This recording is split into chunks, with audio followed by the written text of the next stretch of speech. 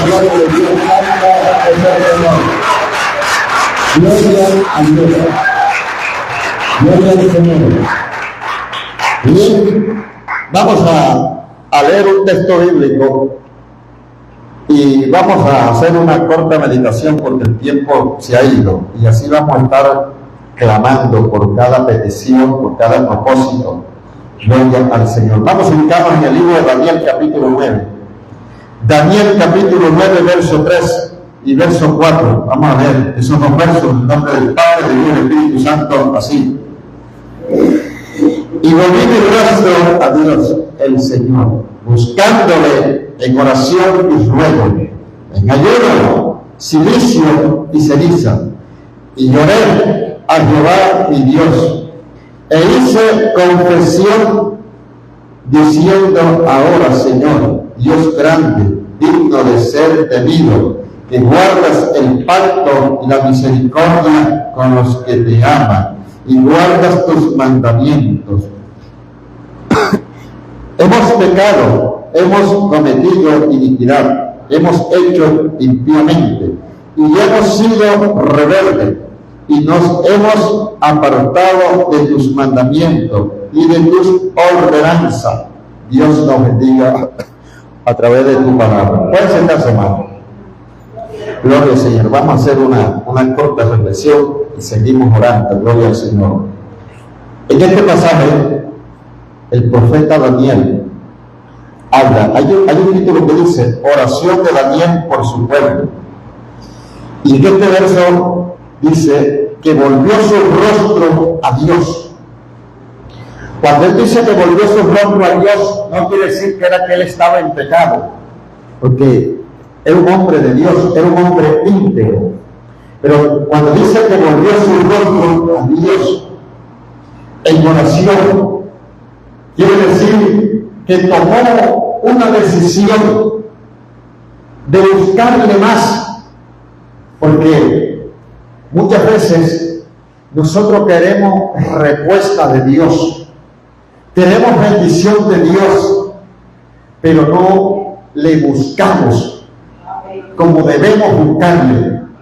¿Amén? Porque pensamos, hermanos, que las cosas son fáciles. No, es que Dios es Dios, y Él es amor, y Él es tal, y Él es cual, y Él conoce mi necesidad, y apenas yo le diga, enseguida Él me va a mandar un saco de lo que yo necesite. Si necesito plata, me manda un saco lleno de plata. Si necesito sanidad, me sana de una. Si necesito trabajo, me manda trabajo. No. Necesitamos buscarle.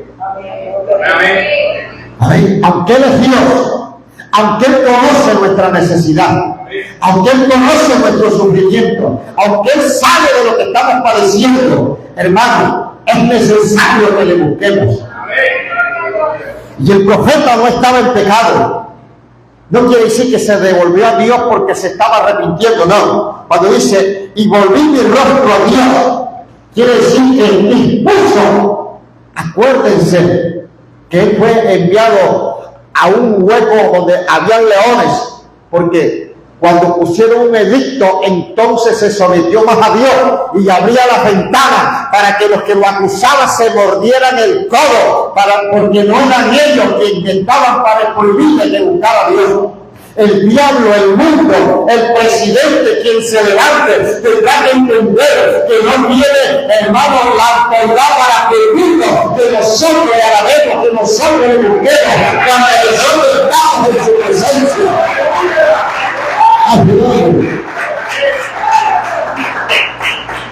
En la era de los paramilitares, mucha gente, muchas iglesias fueron cerradas, pero eran gente que no estaban en la presencia de Dios, porque no todo el que se llama iglesia está en la presencia de Dios. Pero muchos paramilitares se enredaron con hombres y mujeres de Dios que tuvieron que salir huyendo, porque es más poderoso el que está en nosotros que el que está en ellos. A su nombre. Hay territorio de muchos brujos, hay territorio de muchas brujas, hay territorio de mucha gente perversa, hermanos, y se enredan con cristianos chichipatos y los amedrantan, pero cuando se enredan con hombres y mujeres de Dios, tienen que retroceder. Y Daniel Dice, volví mi rostro a Dios. Quiere decir que en medio de su integridad, en medio de su obediencia a Dios, propuso meterse más. Amén. Propuso ir más allá, porque él entendió que su situación solamente la resolvía Dios. Porque ellos estaban lejos de su tierra, estaban lejos, estaban en otro continente, estaban en otro país, estaban lejos de su territorio. Allá nadie los podía librar, ni el rey, ni la reina, ni el ejército. Allá solamente Dios nos podía librar. Cuando nosotros vivimos situaciones que sabemos que solamente Dios nos puede librar, que Dios nos puede ayudar, que Dios nos puede bendecir, que Dios nos puede responder, hermano, es cuando nos toca agarrarnos de Él. Amén. Echar a un lado la flojera, echar a un lado la pereza, echar a un lado el frío. Cuán sabroso es a las 2, 3, 4 de la mañana que hace un frío, el abanico está soplando bien y nos cogemos y nos arropamos pie y cabeza, pero en ese momento es necesario que botemos la sábana, que nos amparemos, que doblemos rodillas y le clamemos a Dios. Y sabe que en ese día, cuando raya el sol, hermano, usted va a comenzar a ver respuesta de Dios. Porque la victoria la comenzaste a pelear en medio de la oscuridad, en medio, cuando muchos estaban arropando, usted estaba guerreando, cuando muchos estaban, hermanos, satisfaciendo su carne, usted estaba intercediendo, cuando muchos estaban deleitándose, usted estaba allí en la brecha. A su nombre. Y vino respuesta de Dios. Y él dice, y volví mi rostro a Dios el Señor, buscándole en oración y ruego. ¿Se da cuenta que a Dios no se busca? A Dios no se busca en caminata. A Dios no se busca con velitas prendidas por aquí y por allá. A Dios se le busca en oración. Es en oración, hermano. ¿Y qué es oración? Oración no es que especial de María y llenar de gracia para papá, no. Eso se llama repetición. Eso se llama algo que está mecánico. Algo que ya lo escribieron hace muchos años. Oración es hablar con Dios.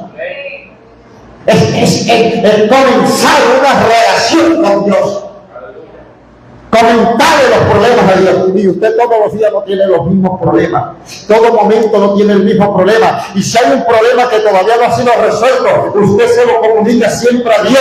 Pero cada día hay problemas nuevos en la vida de nosotros. Eso se llama relación con Dios. Y volví mi rostro a Dios buscándole en oración y ruego. Buscándole en oración. ¿Qué tenemos que hacer? Buscarle en oración, orando, buscando su presencia.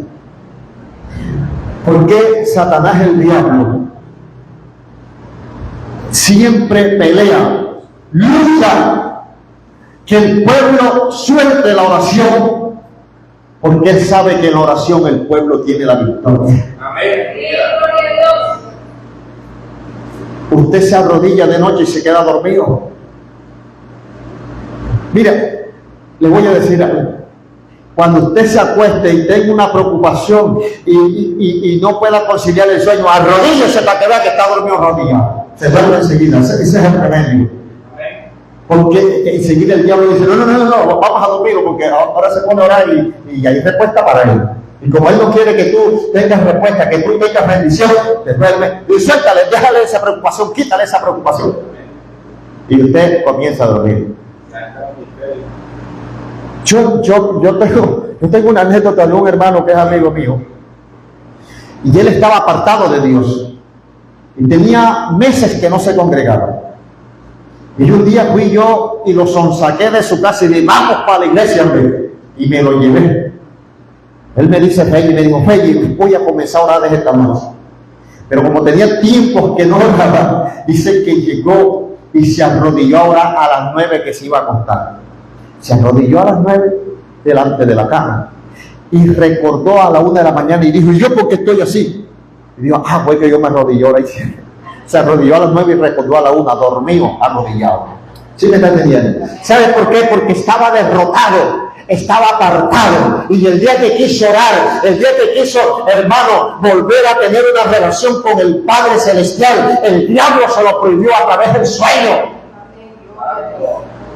Mire, a veces trae sueño, hay una incomodidad, hay una fatiga, hay algo raro en nuestro cuerpo. ¿Sabe cómo se llama eso? Eso se llama flojera, pereza, que el diablo trae para que usted no doble rodilla a su nombre. Y si usted ve que doblando rodillas se va a dormir, entonces ore parado, ore caminando, ore como sea. Lo importante es que ore para que no se duerma. A su nombre. Y este hombre dice: volví mi rostro a Dios el Señor, buscándole en oración. En esta noche entienda que hay, hermano, una necesidad de que le busquemos en oración. La gente está contenta, la gente no. Mire, en Colombia está a punto de suceder algo grande a nivel de la política, a nivel del gobierno. No es tiempo de estar dormido, no es tiempo de estar pensando en cosas raras, es tiempo de estar metido en la presencia de Dios. Ustedes sabían que este fin de semana está programado un tsunami que va a pasar por aquí por el banco y el coletazo va a dar acá. Clamemos a Dios para que, hermano, eso no suceda. Porque todo lo que pidiéramos creyendo lo recibiremos, dice el Señor. Cuando el pueblo se humilla a Dios, Dios trae respuesta. Usted sabe lo que pasó por allá por el Huila. Hermana Mayor y la monita que viene aquí se fue para allá. Y el lunes me mandó un poco de audio y dice: basta, me voy para allá. Porque ayer eso yo veía las casas que mira, eso me vomité, me poposié, todavía tengo mareo, me voy. Dije: ojalá que cuando se te pase el susto no se te pasen las ganas de buscar a Dios. Porque es que la gente, hermano, cuando está asustada es una cosa. ¿Sí me está entendiendo? Y después que se pasa el susto es otra. Cuando en pleno COVID que la gente se estaba muriendo, se murió el vecino, se murió el de frente, se murió el de lado. Hermano, cuando el culto, yo me lo vi. Y la gente decían los falsos profetas: Dios me reveló que después del COVID las iglesias se van a llenar. Yo decía: mentira, mentira. ¿Sabe por qué? Porque eso solamente es un susto. ¿Sí me está entendiendo? Susto.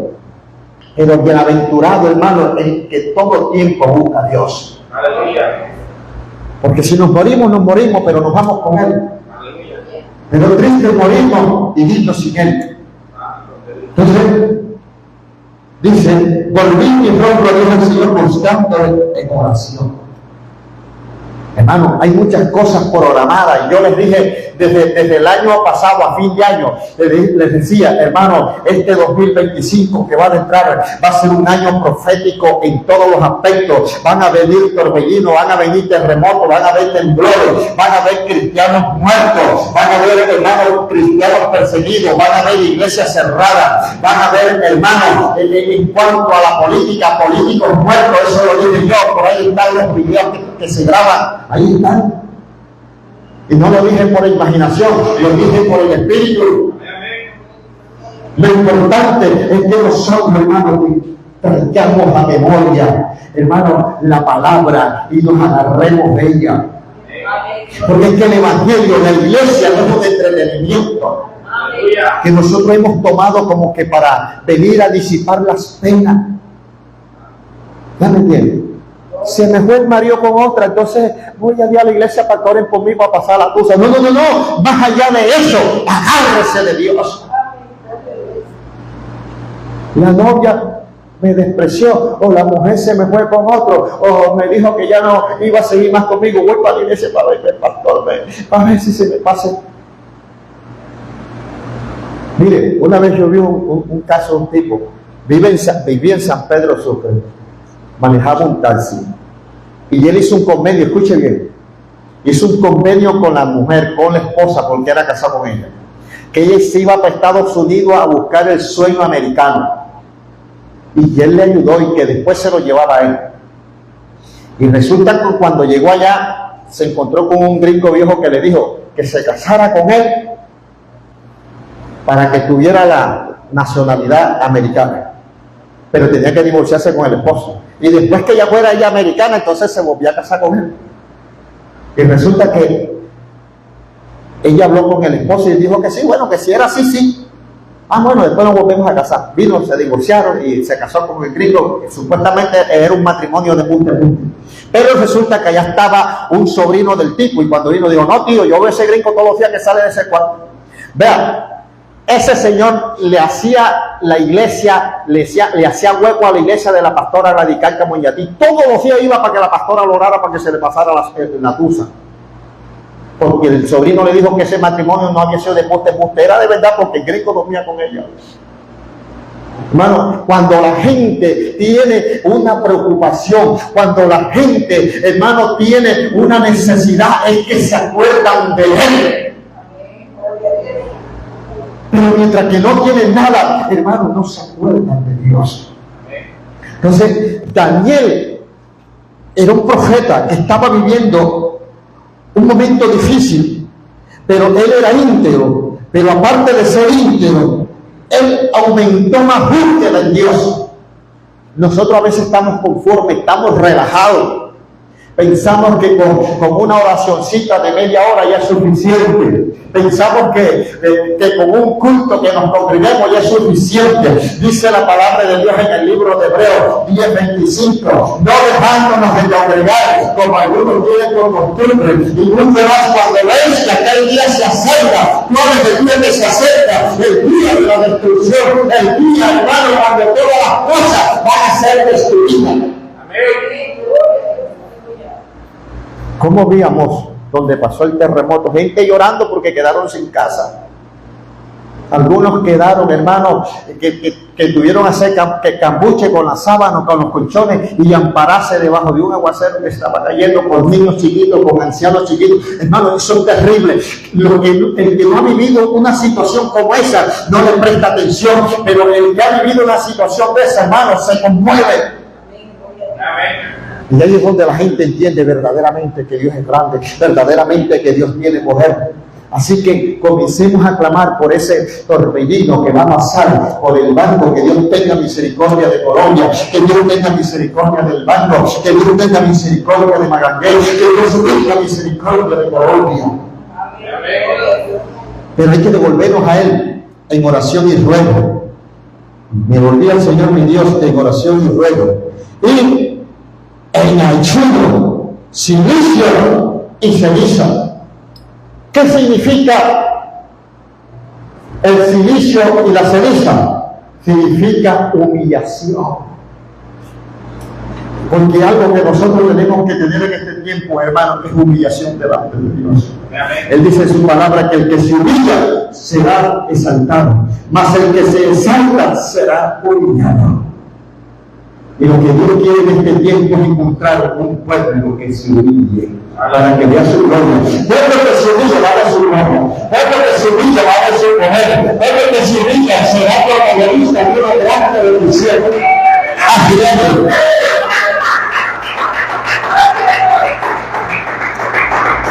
Y dice, verso 4, y lloré a Jehová, oiga bien, y lloré a Jehová mi Dios. E hice confesión diciendo, ahora Señor, Dios grande, digno de ser temido, que guardas el pacto y la misericordia con los que te temen y guardan tus mandamientos. Hemos pecado. Hizo confesión de su pecado. Se está dando cuenta, hermano, que ningún hombre puede confesar su pecado a hombre. La Biblia nos enseña que usted tiene que confesarle sus pecados a Dios. Confiésale su pecado a su vecino para que vea que mañana lo publica en el Facebook. Lo que usted no sabía ahora lo va a saber todo el mundo. ¿Sí me está entendiendo? Al único que usted le tiene que confesar sus pecados es a Dios. Y cuando usted quiere una respuesta de Dios, venga delante de Dios y confiésele a Dios su pecado. Porque es que a veces nosotros le pedimos a Dios creyendo que no hemos hecho nada malo. Y a veces nosotros, hermanos, hemos hecho cosas desagradables ante los ojos de Dios. Hemos matado, no. Hemos robado, no. Pero no solamente matar y robar es pecado. Hay muchas cosas en el corazón, en la vida del hombre, que impiden que Dios pueda bendecirnos. Amén. muchas cosas, no solamente el matar, el robar, el fumar marihuana, el prostituir, esas cosas, no solamente eso, hay muchas cosas que pareciera que no fueran y son, hermanos, pecados delante de Dios. ¿Sí me entienden? Mire, hay gente que se creen, usted les predica y dice que no tienen pecado delante de Dios y a más de uno le han negado plata, le prestaron y no les dio la gana de devolverlo, para ellos eso no es pecado. Han ido a las tiendas, han fiado y mejor han cambiado de tienda y de calle y no les ha dado la gana de pagarle al pobre tendero. Y para ellos eso no es pecado. ¿Sí me está entendiendo? Entonces, aparte, hermano, de tener una, dos o tres mujeres, aparte de fornicar, aparte de robar, aparte de pelear, hay muchas cosas, hermano, en la vida de nosotros que pueden estar impidiendo que Dios nos mire como justos, porque Dios nos ha llamado a ser justos. Y hay cosas en la vida de nosotros que nos están ensuciando esa justicia. Y Dios dice, no te puedo tener como justo, te tengo que borrar de la lista de los justos, te tengo que inscribir en la lista de los injustos. Y cuando tú aparezcas en la lista de los justos, entonces yo derramaré sobre ti la respuesta que estás necesitando. A su nombre. Entonces, ¿qué tenemos que hacer cuando venimos a Dios en oración? Señor, perdóname. Ayúdame a ser justo. Que yo, hermano, pueda reconocer mi falla, que yo pueda reconocer mis errores, que yo pueda arrepentirme, que yo pueda pedir perdón al que lo ofendí, que yo pueda, hermano, poder reconciliar. Y cuando usted comience a reconocer, a confesar su pecado, y no solamente Daniel estaba pidiendo por sus pecados, sino por los del pueblo. Nosotros los pastores tenemos que pedir perdón no solamente por nosotros, sino por la iglesia. Y yo no sé qué ha pecado usted, yo no sé qué usted va a hacer, pero yo digo, Señor, perdona a mis hermanos. Lo que hayan hecho que no haya sido agradable, perdónalo. El que te vio antes de salir, perdónalo, Señor.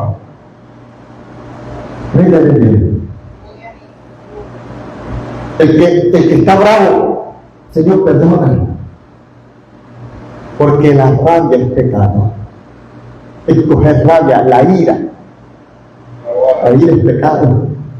Yo recuerdo que como en el 2006 más o menos, que había una creciente, el pastor que yo tenía en ese entonces llegó a un pueblo allá arriba a predicar una campaña y eso estaba negado. Y tuvieron que hacer la campaña fue en el polideportivo que hay en ese pueblo. Era lo único que había seco. Lo demás todo estaba en agua. Y cuando el pastor comenzó a predicar, había un hombre por allá, así todo retobado, recostado en un poste así. Y cuando el pastor pasó a predicar, le dijo, varón, tú que estás allá, Dios te dice que hoy cogiste una rabia grande y desagradaste a Dios. Y Dios dice que te arrepientas porque de no te la acordar. Y ese tipo se fue de rodillas, pegó un grito y comenzó a llorar. Y luego pasó la mujer y dijo, no, hermano, me dice que la rabia que cogió fue que se fue a cortar leña y cuando vino, como yo no había hecho la comida porque estaba en el ayuno, eso me cogió, me maldijo y me corrió con la hacha para muchachos.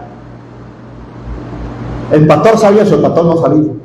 Pero el Espíritu Santo, hermano, estaba indignado contra él.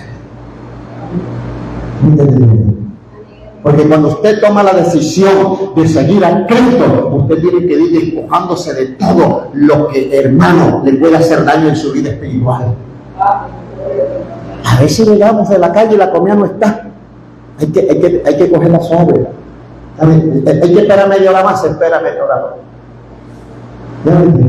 La mujer, a veces, hermano, llegó la hora y el marido no ha llevado la pata de la comida, cójala suave, espera ahí, y si no hay, bueno, bebemos un vaso de agua frío y ya bastamos.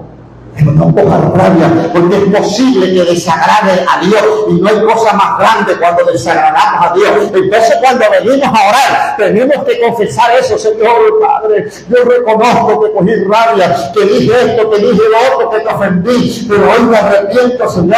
Respóndeme, Padre. Y dice, bueno, como te arrepentiste, ya yo te iba a meter un juetazo, pero como te arrepentiste, bueno, vamos a dejártela pasar. Entonces, ese es el Dios que nosotros tenemos, el Dios que es de misericordia. Pero Él tiene misericordia ¿con quién? Con aquel que se humilla Con el que no se humilla no tiene misericordia. El que no se humilla se la castiga porque se la castiga. Dice el 5. El pecado, hemos cometido iniquidad, hemos hecho impíamente y hemos sido rebeldes y nos hemos apartado de tus mandamientos y de tus ordenanzas. Este era el pecado por el cual Daniel estaba orando. ¿Para qué? Para que viniera a él respuesta, para que viniera a él, hermano, la presencia del Señor. Y lo logró porque la respuesta le vino. La palabra de Dios le vino. Cuando usted se dispone a buscar de Dios, hermano, la respuesta de Dios te va a venir. Cuando usted se dispone a buscarle, hermano, la respuesta, la palabra te va a venir.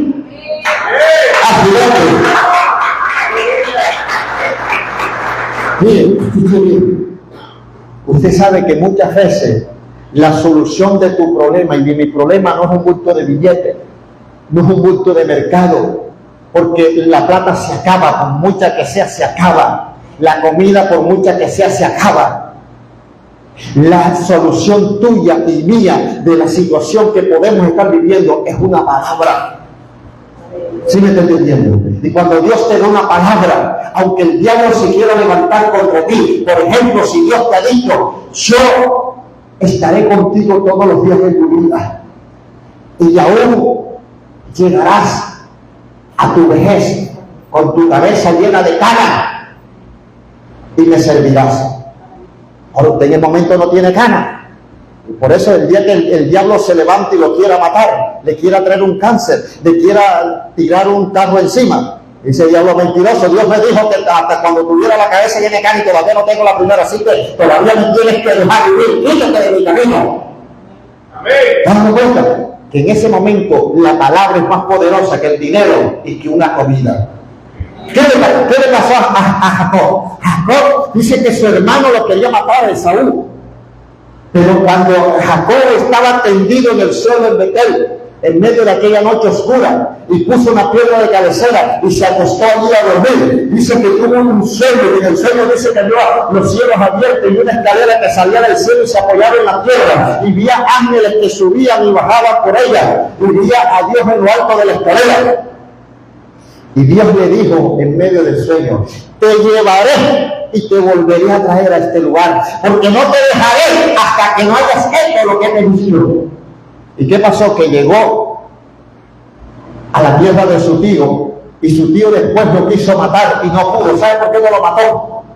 Porque ya había una palabra de Dios sobre él, que lo iba a llevar y lo iba a traer y lo iba a cuidar, porque no lo iba a dejar hasta que Jacob hiciera todo lo que Dios tenía en su plan. Su hermano quiso matarlo y no pudo. Su tío quiso matarlo y no pudo, porque ya había una palabra profética sobre él. Jacob no necesitaba billetes, Jacob no necesitaba comida, necesitaba una palabra para poder salir en victoria de los momentos difíciles que iba a enfrentar, de los momentos difíciles que podemos estar enfrentando nosotros. Lo que necesitamos es la palabra de Dios, lo que necesitamos es la respuesta de Dios, lo que necesitamos es la bendición de Dios. Ayúdame. Póngase sobre su pie, vamos a orar.